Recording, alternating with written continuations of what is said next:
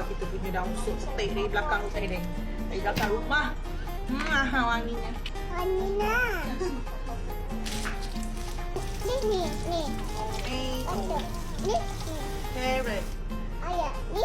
Tepi tangan. Potato. Tepi tangan.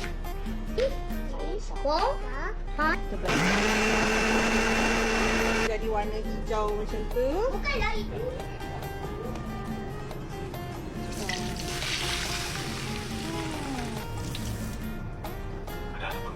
Bacon. Nak nani. Carrot. Ya, kakak nak nani.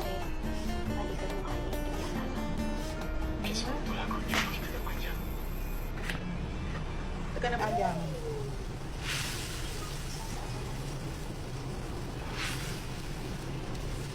Tekan kentang sekali.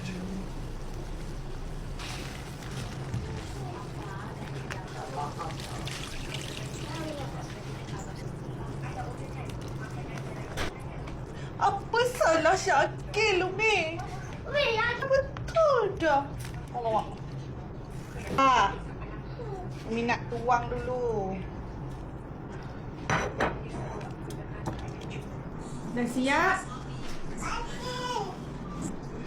Potong-potong kain daun sup. Begitu segar daun supku. Bawang goreng instan je nya. Sebab tak ada masa lah aku nak menggoreng.